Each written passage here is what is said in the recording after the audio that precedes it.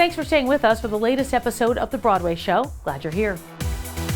Tom Stoppard's Olivier Award-winning play Leopoldstadt is now on Broadway. It's a gut-wrenching, heartbreaking tribute to a lost generation. Here's Beth Stevens with another edition of Building Broadway. Thanks, Tamsin. Tom Stoppard is one of the most prolific and acclaimed playwrights of our time. His play Leopoldstadt has been called a late masterwork. I sat down with him at the Morgan Library.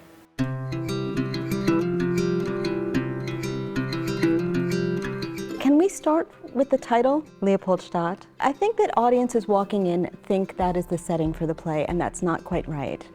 No, it's not. It's like a kind of resonant memory. Leopoldstadt is part of the city of Vienna.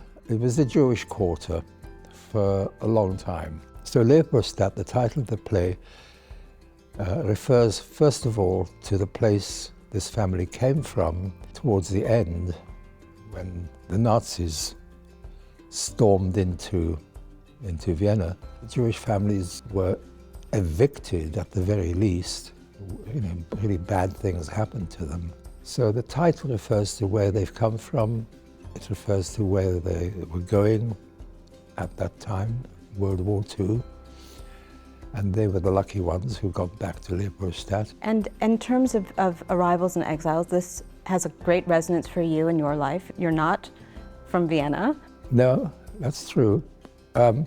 People, because people are sort of generous and they kind of have so much goodwill in them, they very often sympathize with me as a refugee from, as in my case, Czechoslovakia.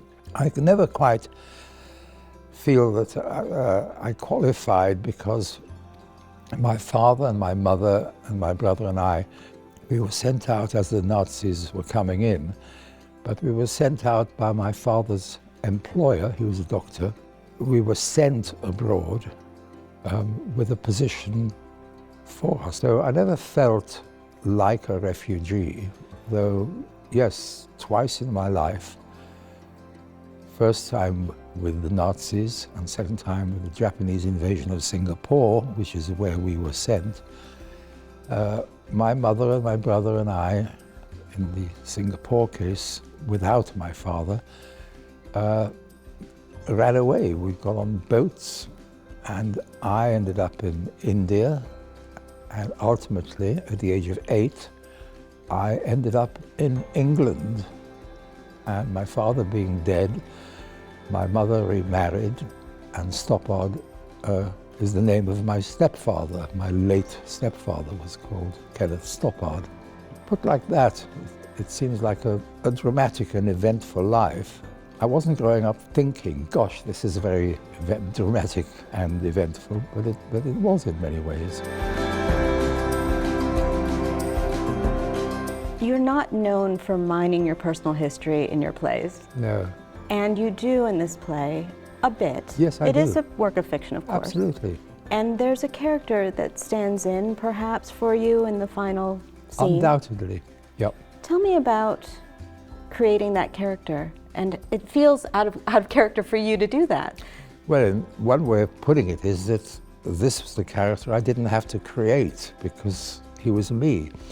We're talking about a young Englishman in his mid-20s who also fled from the Nazis in Vienna, who also arrived in England at the age of 8. The little bits he says about his boyhood and his upbringing are absolutely my experience.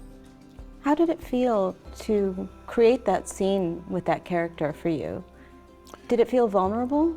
No, I didn't feel vulnerable. I was, if it's possible to say this, I felt moved by it, although, the act of writing is quite an objective act. There's a certain kind of craft level to it. You have to get it right as a craft, but at the same time, it's working on an emotional level, you hope. As I recall it, writing certain lines for this character, it moved me in the act of writing, yes. You learn about your past or your family's past, as you said, maybe 30 years ago or more. But this play took quite a long time to gestate for you. So tell me what sparked you to actually start the process of writing it. One finds that one's sort of occasionally reading about oneself in articles, books, and so on. And this was years before I started writing the play, but I was ticked off in print for just thanking my stars for what a charmed life. I was afraid I was fond of using. And I was ticked off for leaving out my dead family. And I read this, I thought, this is absolutely true. Are you talking about the novel Trieste? I am. In that book? Yes. Yes, there's a paragraph which is about me and a few other people who didn't know they were even Jewish in some cases, and who essentially, sailed forwards feeling lucky and pleased and trying to get on and so forth. We were all rebuked, and that was a moment. I didn't pick up a pen, but I thought, yeah, this is true, and I really should deal with this.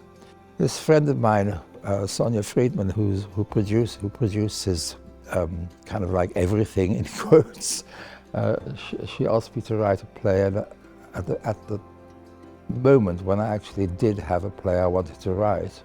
How did you find your way into the heart of this one?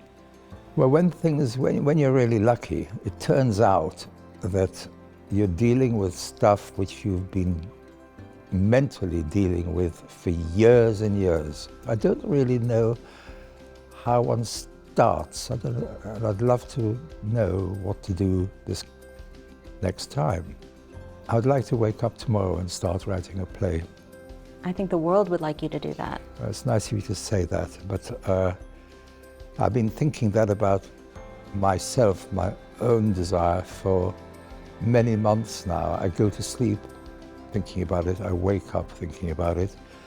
I have times when I think, oh, that's it, I can do this one. Oh, I get it now, this is the play. And somehow, 5 days later, it's melted away and it was a false alarm. You didn't grow up, as you said, with any Jewish tradition, but there are Jewish rituals in the play. Did you have to learn about a Seder and a bris and so forth? I was completely ignorant of Jewish observances. Fran Lebowitz gave me a book with Seder printed in it from kind of like 100 years old, something from her family. And the other thing was that circumcision. I'd never heard the word bris in my life. I didn't know how the ritual worked and so forth. Some of them were actors, actually, who were, as it were, famously Jewish. And I'd say, so I've got to have a circumcision off stage. What's going on here? And some of them were quite cross with me. I remember one actor, she was kind of furious with me for having to ask such basic questions. What kind of a Jew do you think you are? That you ask this. Yeah, I even have a friend who's a rabbi. And so essentially, I had to find out. No, I was never, and I'm not, an observant Jew, but I'm completely Jewish in my family line. But is that what you would call a bad Jew? I think it is. As you wrote, Hitler made your mother Jewish in 1939. You are what you are. Yes, that's right. Yeah. That was at some point after my mother died, because I couldn't have done it while she was alive. I investigated my early childhood, went back to Czechoslovakia and, the hospital where my father worked, all that. I was avid for it, But it was nothing to do with being Jewish. It was entirely a fascination with how memory worked and those aspects of life. It's interesting that you put the very personal story of seeing the scar on someone's hand from your father being a doctor that you have talked about. Yes. And then in the play, we see this teacup shatter and Yes. the injury, and the audience, later on when there's a scar, the audience has witnessed it, so we have the memory. Yes, that's as well. right. You know, life gives you these gifts that any writer would seize upon, but you don't, as it were, you don't transmit it in the same form. When I was looking into my own early life, I found myself talking to an elderly woman from my hometown in Czechoslovakia, and she explained that when she was 5 years old, I think, she put her hand through a glass pane, and the doctor who stitched it was my father. In fact, the children, this has made me very proud, the children asked for my father. He was reckoned to be the nicest doctor. So he sewed it up. This old lady was telling me the story about herself, aged 5, and she suddenly said, look, there it is, and there was a scar. And it was an amazing moment for me, because I had nothing else from my dead father except this scar. In the play now, I've given this scar to the boy who becomes me as an Englishman. You know, I invent the way he receives the cut. And do you think that that was subconscious, or were you taking that story and putting it into the play? Oh, absolutely I was, yes. That was one of the things that life presented me with, which was shouting out, put me in a play, you know.